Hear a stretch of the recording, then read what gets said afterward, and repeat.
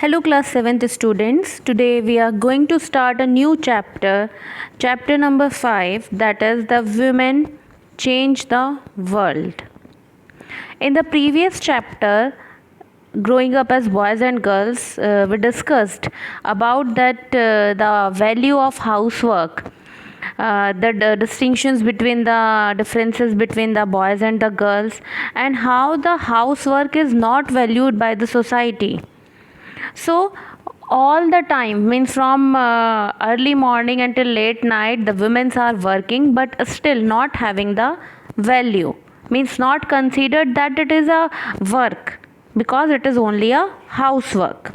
So in this chapter we will look that outside the home and understand how some occupation are seen to be more suitable for women, okay, and how the women struggle for their own equality, that she is getting an equality in the society, about the education, about the opportunities. So all these things we will going to study in this chapter.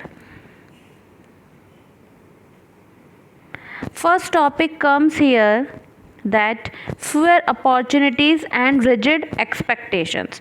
Before it, there's a exercise given here, that this is that when we think about the images, okay, when we think about the images, that a farmer comes in the mind, a man, a factory worker, a man, nurse, women, scientist, man, pilot, man, a teacher, women. So what that we fix the pupil into a particular images, means the man and the women, we can define the already defined the work. A man can become the farmer and the women can become a nurse or a teacher.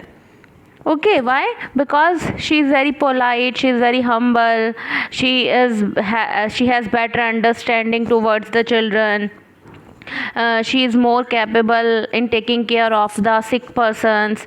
So why we are fixing the women in a particular image? Okay, so here this activity given, that means how many children thinking about the teacher is a male or a female, farmer male or female, like this. So here why this activity giving in this book, this activity try to giving here, that you to analyze that means how you fix pupil in a particular image. When we are talking about a farmer, the image comes in a mind that a field with a man, not a woman, okay. But what happened, what this picture shows, this picture shows that here women also working, okay. And what it is written here, that 83% of working women, 83% of working women in India are engaged in agriculture work. Their work includes planting, weeding, harvesting, threshing. Yet when we think of a farmer, we only think of a man. Okay, so why we are creating a this thing, that fix a pupil in a particular image, fix a man and a woman in a particular image. Here when the class activity, this activity done in the class, then result comes that teacher 5 male and female 25, farmer all 30, okay. Then factory worker 25 male, nurse female more, and scientist male, okay, pilot male. So why all this situation comes when we are thinking, because we fix women into a particular image, that women can do only this work, okay, only household work, not this agriculture work. Never we think about that. So here in this chapter we will going to discuss, going to study about that, how the women get the new opportunities and fight for their equality. Fear opportunities and rigid expectations.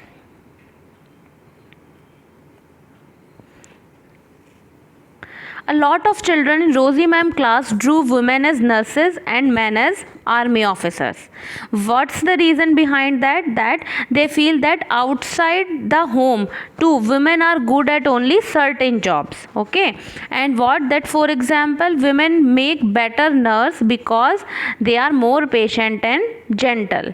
This is linked to women's role within the family, as like women take care of their family in the house. Okay, then what, she become a good nurse. Similarly, it is believed that science requires a technical mind, and girls and women are not capable of dealing with technical things. So it is that already we can mention that girls do this and boys do this, as we seen in the chapter growing up as boys and girls, that from the beginning when the girls and boys brought up in their bringing up, okay, what we see that there's a difference. Even in the toys we have the difference. Girls play with the dolls and soft toys, and boys play with the aeroplanes, cars, buses, trains. So from the childhood till the young age, we create a difference between the working of men and women, because so many people believe in these stereotypes. This is stereotypes when we fix people into a single image. Okay, this is that only women can do household work. Okay, many girls do not get the same support that boys to do study and train to become the doctors and engineers. So what happened in our society, that some girls not getting support from their parents, from their families, as if she want to become a doctor, engineer. So sometimes family not supported. Families allow them that you to study but up to a certain level, and then you will going to marry. In most families, once again finish school, they are encouraged by their family to see their marriage as their main aim in life. So we are why we are pressurizing the girls that you can do marriage up to a certain age? Why this is not with the boys? So here the question marks comes, and this is the question mark for our society. If people change their opinion, if the parents change their opinion, if they give opportunity to both girls and boys in the same manner, then the girls also become the pilot, engineers, doctors, scientists, etc. And now we can see this, that many girls we can see in the she can become the scientist, doctors, engineers, pilot, everything. Now here such stereotype, breaking stereotype here given, that is a very good story of Lakshmi. Okay, Lakshmi become engineer driver at the age of 27. She is from a tribal family in Jharkhand, and she began to change the things. She is the first women engine driver for Northern Railways. Lakshmi parents are not literate, but they have struggled and overcome many hardship and make arrangements that Lakshmi can go to school. So she studied in a government school, but still Lakshmi helped her with the housework and did some jobs so that she can also earn for the family. After studying, she get a diploma in electronics. Then she gave a railway board exam and passed in her first attempt.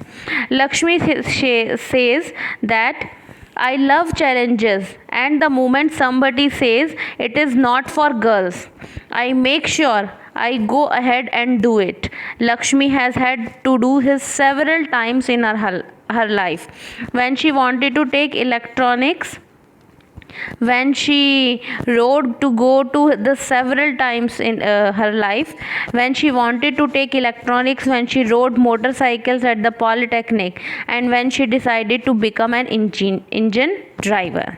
Her philosophy is simple. What she says, as long as I am having fun without harming anyone, as long as I am doing well and helping my parents, why should I not lead a lifestyle of my choice? Okay, so this is a very good thing, that if I am not harming anyone, okay, and doing well and helping my parents, then why should I not live my life with my choice? Okay, why with the choices of others? So this is a very good example, that breaking of stereotypes, and inspiration for the girls also. Now on the next page we have, it is important to understand that we live in a society in which all children face pressures from the world around. Sometimes these come in the form of demands from adults. At other times they can just be because of unfair teasing by our own friends. Boys are pressurized to think about getting a job that will pay a good salary. They are also teased and bullied if they do not behave like other boys. You remember that in your class 6th book you read about how boys at an early age are encouraged not to cry in front of others. All of you remember? Yes. That in that chapter it is, if a boy fallen down, then he should not cry. Okay, because it is sign of no stronger. Okay, means you are no strong. If you cry, you are a boy, so you don't cry, whether you are feeling the pain, but because you are a boy, so you don't cry. So here the boys, sometimes the society also pressurize the boys, that you can do you can do this work, that work, you can do a good job, that having a good salary, that become the status in the society. So sometimes our adults also make pressurize the children. That is not good, that they should live their life according to their self. But what, always remember that we cannot hurt our parents. Okay, next here the story giving. The story is about the Xavier was happy with the results of his class 10th board exams. Though his marks in science and maths were not high, he had not done well in his favorite subject. He has done well in his favorite subjects, history and languages. When his parents saw his report card, however, they did not look pleased at all. My goodness, Xavier, you have managed only 65% in maths. Your marks in physics are low too. I know, Mama, but it's okay, because I don't want to take maths or science. I want to study history. So the child wants to study history. Why do you want to take history? Think about your future. You have to get a good job. History will not help. It has no scope. But I don't like maths or science. Be sensible, son. Take maths and you study computer side by side. The job market for computer is very good. So what this story shows, that it is the parents who pressurize the children, that you can take this subject or that subject, so that in future you get a good salary. Not about the choices. So it is the duty of the parents that first of all understand the child, understand the choices of the child, and then take the decision that which is in favor of your child. If he is like to study history, then he can he can also earn with the history, not like that. Okay, if because his interest in that. If anyone wants to become the singer, the dancer, okay, but the father and mother wants that he become the engineer, doctor, but what happened, that when his interest in singing and dancing, then he is good with that and he can earn more in that in comparison to engineer and doctor.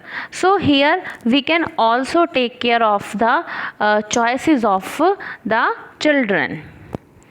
Here next we have the learning for change.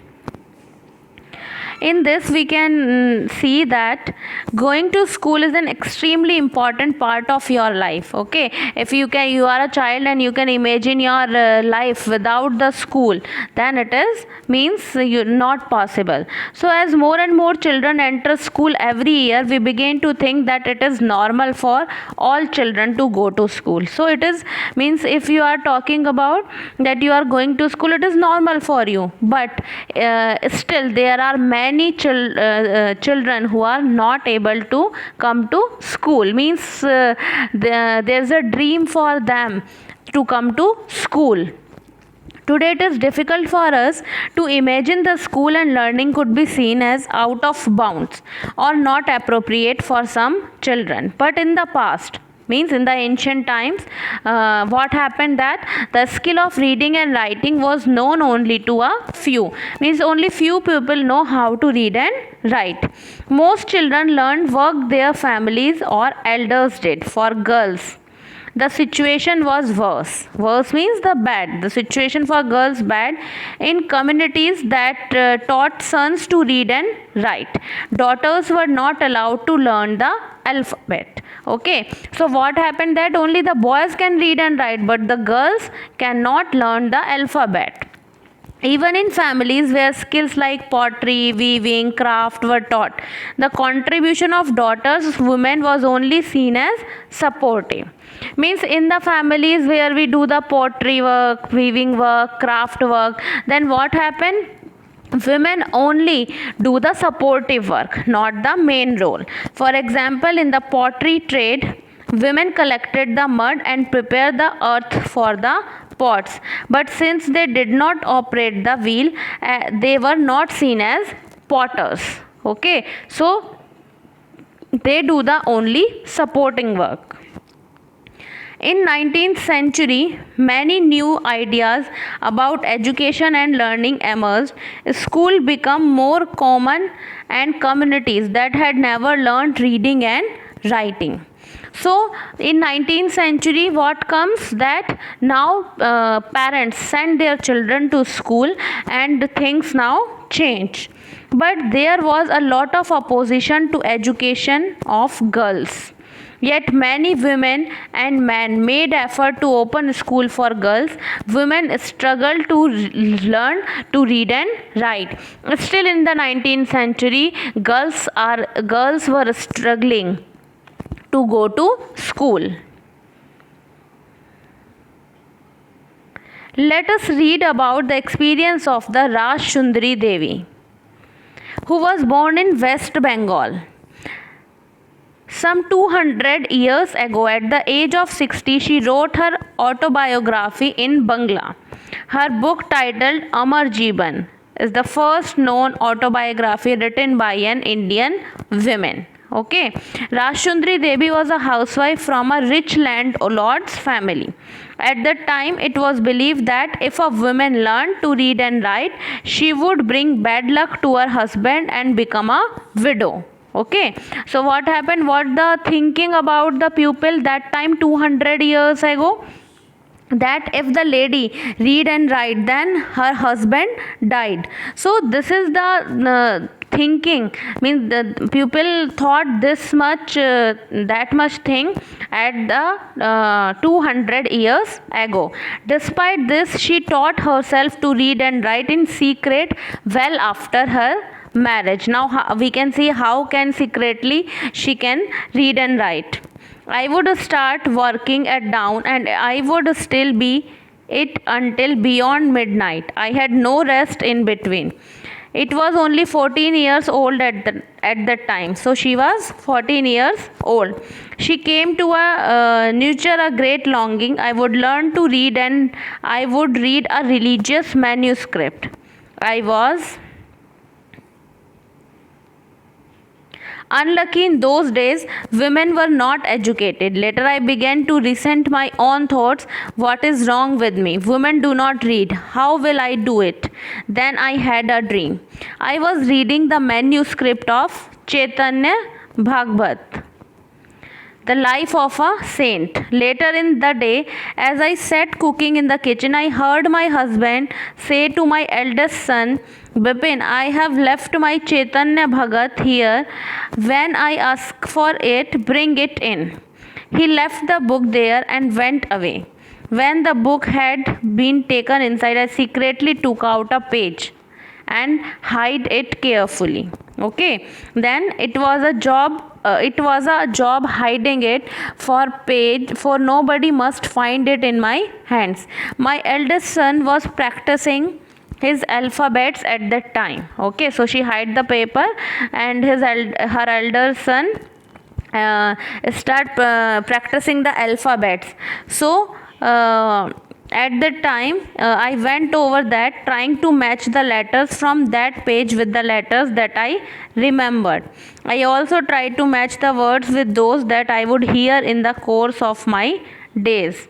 With tremendous care and effort over a long period of time, I learned how to read. So like this, she was start reading and writing the alphabets.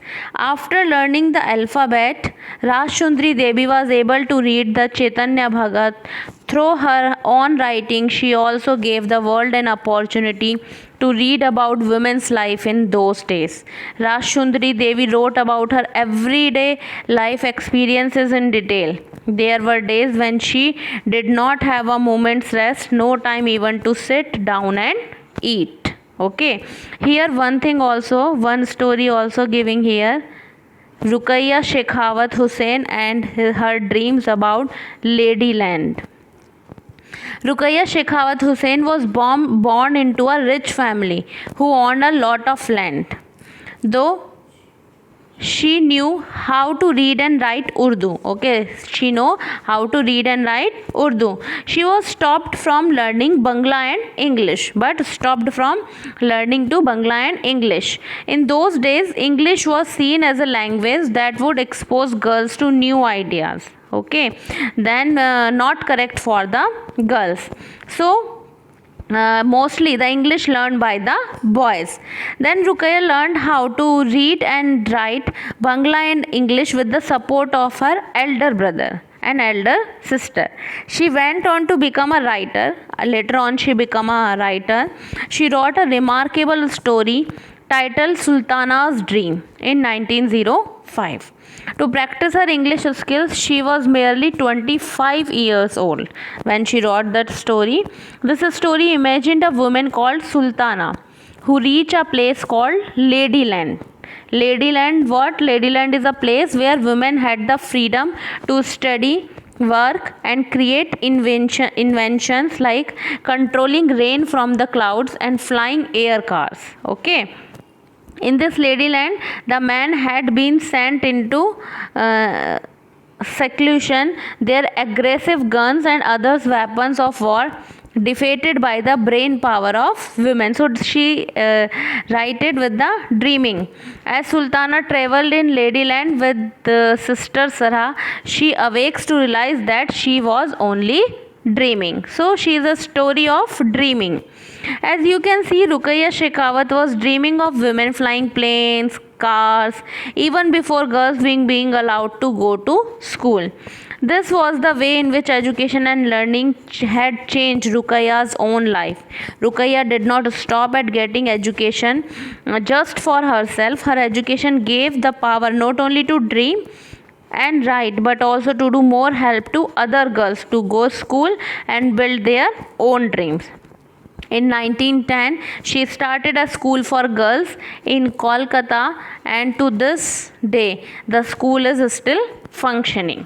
So here, what happened that she dreaming a Ladyland, okay, and she dreamed that girls are doing this and that, flying planes, cars, etc. And by this reading and writing, later on she started a school in 1910 and it is still working. Now we have here that schooling and education today. Today, both the boys and girls attend school in a large numbers, but still there are differences between the education of the boys and girls. India has a census every 10 years. There is a census which counts the population of the country. So gather information that living in India, their age, schooling, what work they to do, and so on. So use this information to measure many things like the number of people, how much people literate and how much people not literate, and what's the ratio of literate ratio of men and women. According to the 1961 census, about 40% of all boys and men 7 years old and above were literate. That is, they count at least read and write their names, compared to just 15% of all girls and women. In the most recent census of 2001, these figures has grown to 76% for boys and men and 54% for girls and women. This means that the proportion of both men and women who are now able to read and write have at least some amount of schooling increased, but still the percentage in comparison to man, still the percentage of women is low. This is here the table given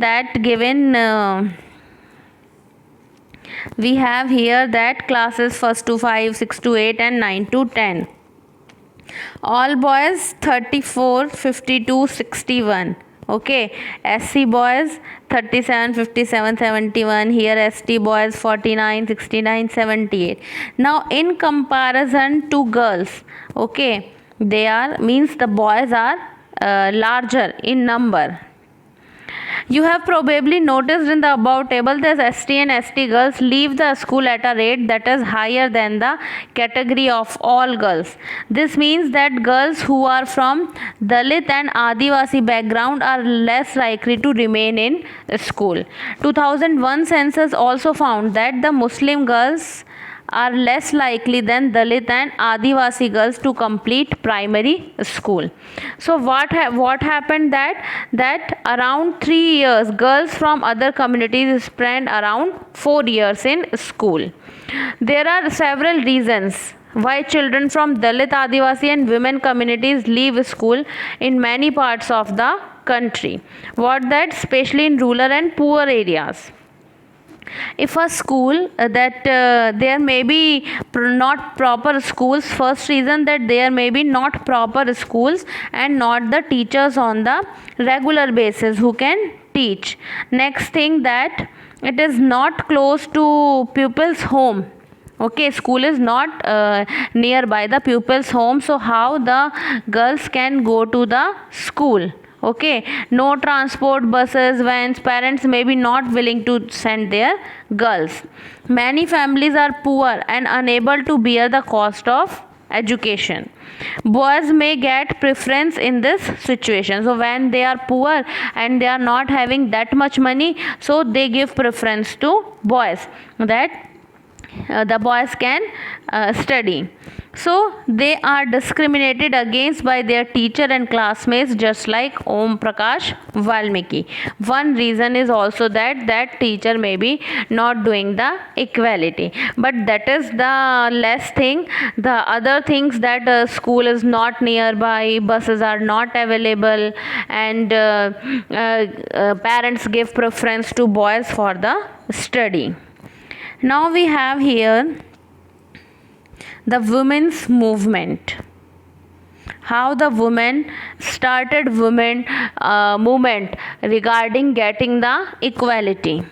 Women and girls have the right to study and go to school. There are other spheres like legal reform, violence and health where the situation of women and girls has improved. These changes have not happened automatically. Women individually and collectively have struggled to bring the changes. Now we can see at today's era, today's time, we can see that girls can work in every field, become the doctors, engineers, pilots, scientists, etc. in every field, and their condition in the houses and outside the house is also improved. But how can it be improved? It can be improved with by the struggle. And that struggle is called the women's movement. When the women struggle for their equality, for changing in their conditions, then it is called the women's movement. Individual women and women's organization from different parts of the country are part of the movement.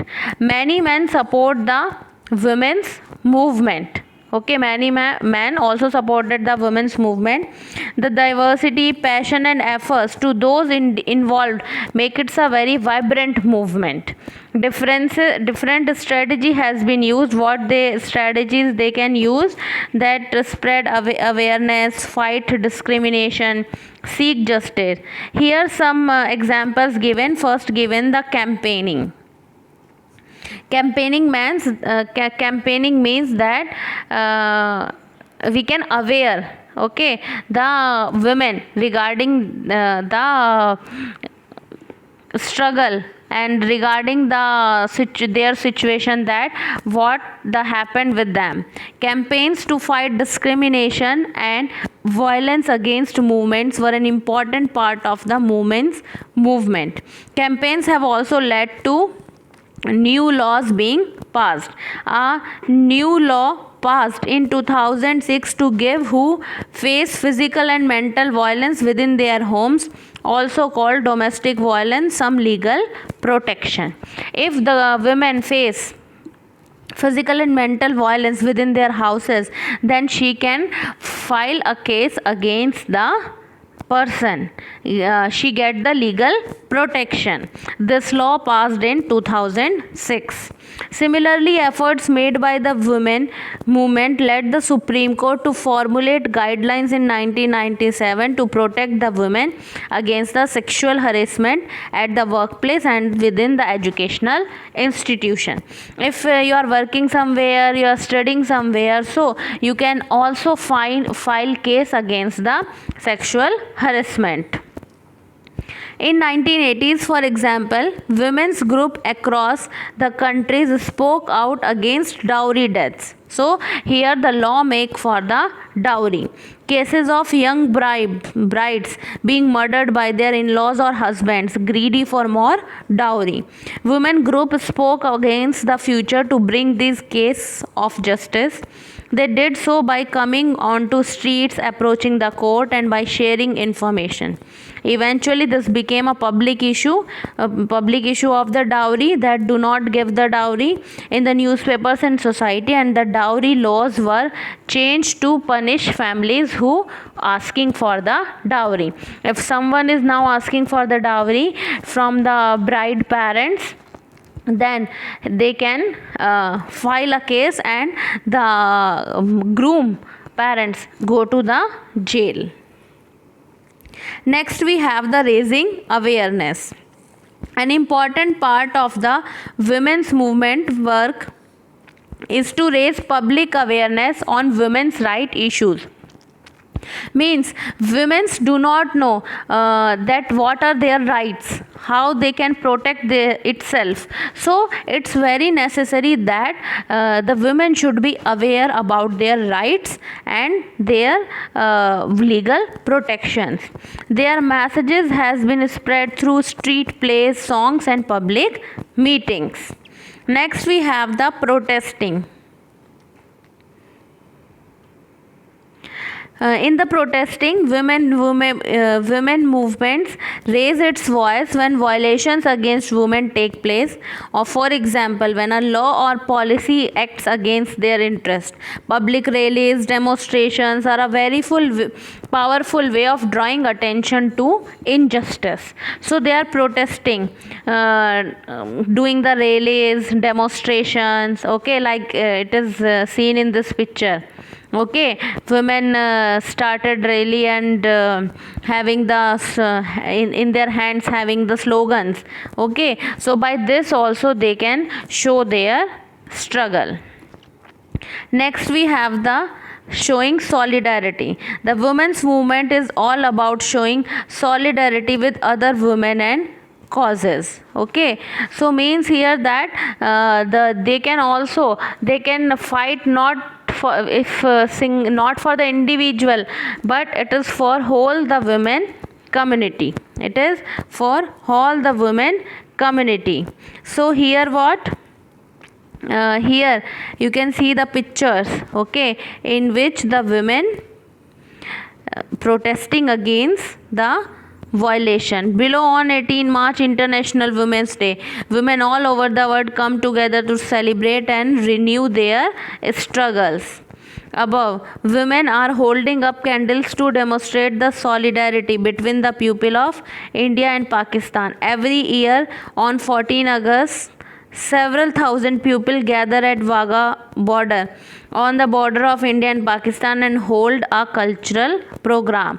So solidarity means that all are at a one place, means all are, whether it is a women of India or Pakistan or Bangladesh, Nepal, whether any country, but the women is women, and that is showing their emotions and their care for everyone. So this is the chapter, that is the women change the world. So listen the video carefully and understand the chapter. Thank you.